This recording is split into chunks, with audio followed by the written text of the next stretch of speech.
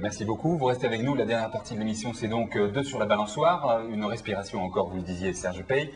Du théâtre populaire, là, j'allais dire, presque du théâtre de boulevard. Esther Candès, vous jouez dans cette pièce, Deux sur la balançoire. Mallory Casas, vous êtes le deuxième protagoniste de cette histoire, qui est une vieille pièce américaine, je crois, de William Gibson.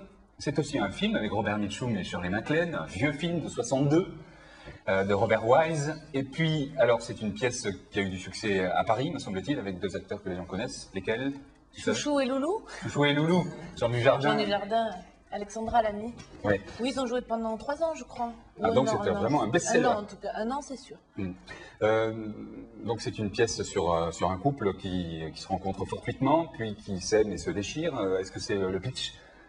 C'est ça, c'est l'équilibre du déséquilibre amoureux. Quand on se rencontre et qu'on cherche l'équilibre, qu'on ne le trouve pas et que malgré tout, ben, on a envie que ça fonctionne. Donc, c'est une pièce, c'est une douche écossaise. Oui. On rit et puis on pleure 2 minutes après et les personnages aussi. C'est une mise en scène de Stéphane Bacle, Oui. du Grenier de Toulouse, qui par ailleurs est une sorte de clown. Mais lorsqu'il met en scène, il y met tout son cœur. C'est difficile de monter des pièces qui permettent à la fois de faire pleurer les gens et de les faire frémir et de les faire rire. C'est facile et difficile à la fois, je dirais. C'est difficile parce qu'il faut vraiment se mettre complètement à nu. Oui. Parce que là, bon, je pense qu'il ne faut jamais tricher, mais là... Vous mettez à nu, mais pas tout à fait encore. Hein. Vous gardez votre veste dans la pièce pour les extraits que nous avons. Au sens propre, je ne me mets quasiment pas à nu, mais presque. Mais au sens figuré, c'est vrai que... Je crois que c'est la pièce où j'ai eu le plus, enfin, c'est très vrai, quoi. On s'éloigne vraiment du théâtre. Les spectateurs nous disent, on a l'impression d'être avec vous, on n'a pas l'impression d'être au théâtre. D'avoir 2 êtres vivants, d'être dans la chambre de personnage. Voilà, oui. Quelquefois, c'est même... Vous êtes inspiré ou pas de vos prédécesseurs comme Jean Dujardin, Alexandra Lamy Absolument pas. Pas du tout. Alors, moi, j'ai carrément choisi de ne pas voir la pièce, quoi. Ouais. Je la regarderai certainement après pour pas... Voilà, pour laisser la possibilité dans l'imaginaire de créer ses propres, d'avoir ses propres images, ses propres sensations et qu'il n'y ait pas d'interférence avec quelque chose certainement fort en plus avec des personnes qui nous sont familières parce qu'on les voit à la télé. Oui, la différence entre vous et Chouchou et Loulou, c'est que eux ont des têtes connues, donc c'est plus facile pour les gens d'entrer dans leur intimité, peut-être que oui, ça, certainement. Oui, ça donne un rideau. Cette impression qu'on peut avoir de connaître des gens qu'on voit à la télé, oui. Ouais. Oui. Et après, c'est intéressant, vous parliez de boulevard, et effectivement, le boulevard, ça repose souvent sur un triangle amoureux comme ça. Là, en l'occurrence, ce qui se joue aussi, c'est qu'il y a cette relation d'amour qui a du mal comme ça à se poser. Il y a un troisième qui n'est pas là quand même. C'est ça, et puis voilà, par exemple, l'ex-femme du bonhomme, etc. Mais en même temps, on est un peu aussi aux antipodes du boulevard, c'est-à-dire on n'est pas, comme sur du Feydeau, sur une rythmique du texte, etc. et tout, sur ces mécanismes-là. On est vraiment, c'est un peu Stéphane Bacle, il nous pose beaucoup, en particulier dans ce sens-là.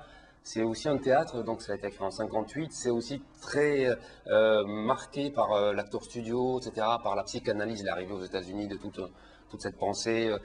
Et donc on est vraiment, vraiment très sur soi, sur ses sensations, sur quelque chose de très, très personnel, très sur l'écoute par rapport à l'autre. Le rapport, la fragilité, Voilà.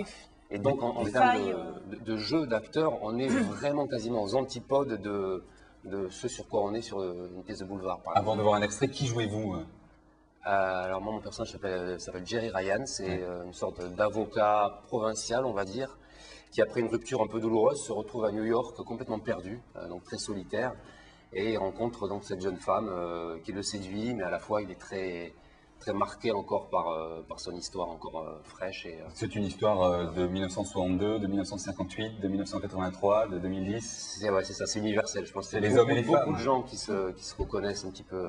Hommes-femmes, mode d'emploi. On va voir un extrait de cette pièce. Est-ce que tu as couché avec lui? Est-ce que tu as couché avec lui? Ah, puis même si tu l'avais fait, ce qui serait l'intérêt? Peut-être. Oh, quelle époque! Pourquoi t'as fait ça?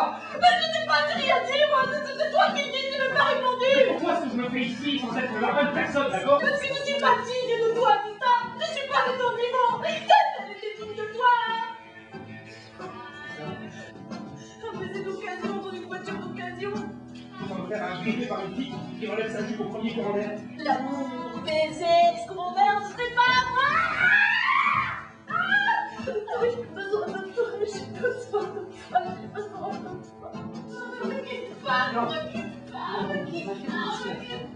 de la légèreté, une certaine lourdeur aussi, bien sûr. C'est Acteur Studio, là. Hein. En plus, c'était une répétition juste devant moi. Il faut se mettre dans tous ces états, sans doute. Oui, On la sent désemparée, c'est la détresse.